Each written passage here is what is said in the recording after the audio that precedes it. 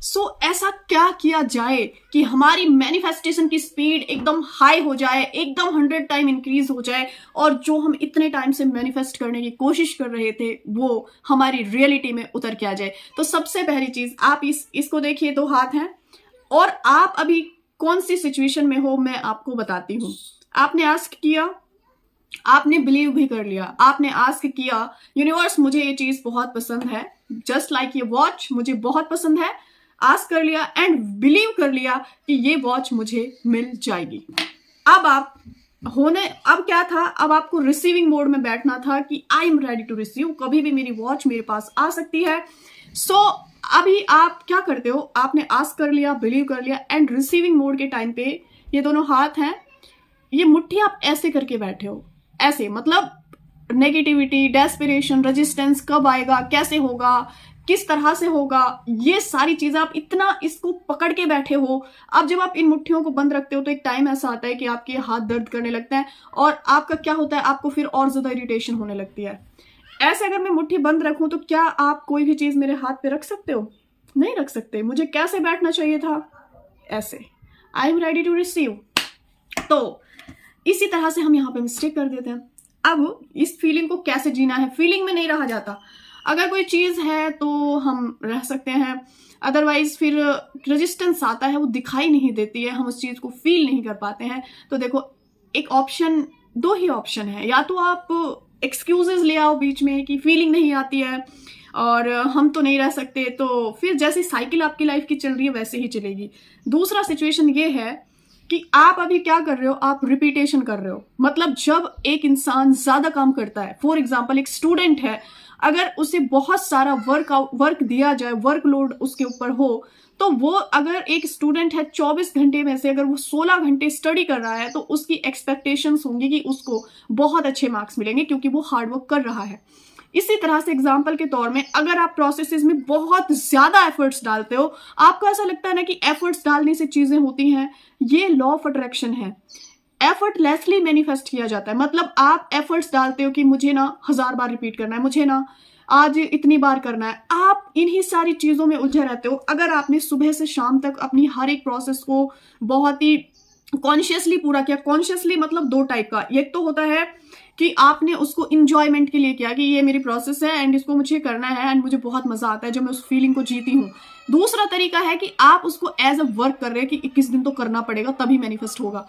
तो होता क्या है, वो आप वर्कलोड की तरह जब उसको करते हो तो फिर आप क्या करते हो, शाम तक प्रोसेस पूरी की, 3-4 दिन बाद आप देखते हो यार रिजल्ट नहीं दिखाई दे रहा, अभी तक थोड़ा सा भी चेंज नहीं दिखाई दे रहा। यही मिस्टेक होती है। अब मैं बताती हूँ इन सारी चीजों को कैसे रिमूव कर सकते हैं। रिपीटेशन, जितना भी वर्कलोड कर रहे हो, हाँ जितना भी वर्कलोड कर रहे हो उसको थोड़ा सा कम करो। फॉर एग्जाम्पल मुझे अगर ये वॉच मैनिफेस्ट करनी है तो कोई भी जब आप न्यू चीज खरीद के लाते हो तो उसकी एक्साइटमेंट मतलब इतनी ज्यादा होती है ना, 3-4 दिन तक होती है, उसके बाद हमें उसके साथ रहने की आदत पड़ जाती है। I am right? मतलब जैसे कि ये वॉच मुझे पसंद आई, अब इसी तरह से आपको अपने मैनिफेस्टेशन को समझना है। ये वॉच मुझे पसंद आई, आई लव दिस वॉच, यानी कि I love this person, I love this job, I love this financial abundance, and उसके बाद मैंने उसको ऑर्डर किया। ठीक है, ऑर्डर कर दिया, यानी कि उसको मैंने आस्क कर लिया। ऑर्डर करने के बाद मुझे पूरा यकीन है कि वो 3-4 दिन में मेरे पास आ जाएगी, लेकिन उन 3-4 दिनों में क्या मैं परेशान घूमूंगी कि हाय मेरी वॉच कैसे आएगी, कौन इंसान लेके आएगा, कैसे लेके आएगा, अभी तक कैसे नहीं आया, ट्रक में आएगी, बस में आएगी, कार में आएगी या बाइक पे आएगी, मुझे उस चीज से क्या लेना है, कैसे आएगी, कौन लेके आएगा, मुझे तो पता है ना ऑर्डर डिलीवर होने वाला है। अब डिलीवरी से पहले आपके पास मैसेज आते हैं, यानी कि यूनिवर्स के साइन आते हैं कि you are on the right path, आपका जो डिलीवरी है वो इस टाइम पे। अब आप रेडी होके बैठते हो या नहीं बैठते? उस दिन आप कॉन्शियस होते हो, ओटीपी आ गया है, अब मेरा प्रोडक्ट आने वाला है तो मुझे कॉन्शियस रहना पड़ेगा, कॉल आएगी तो मेरा प्रोडक्ट आ जाएगा। ऑर्डर आ गया, उसके बाद आप इतना खुश हुए, ऑर्डर आया, अब देखा कितनी प्यारी वॉच है, सबको बताया, और उसके बाद 3-4 दिन बाद आप उसके साथ ईजी हो जाते हो। मतलब ठीक है ना, आ गई ना?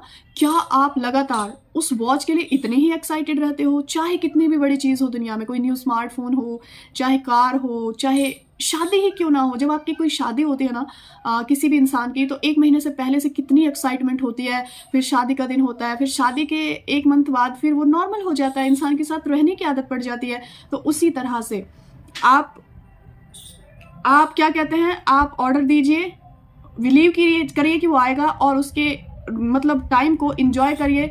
और उसके बाद जो है आपको सिर्फ अब इस वॉच का जब मेरे पास ये आ गई है तो इसके सिर्फ सुबह एंड शाम मुझे इसके लिए ग्रेटिट्यूड पे करना है कि मैं बहुत ज़्यादा थैंकफुल हूँ कि ये वॉच मेरे पास है।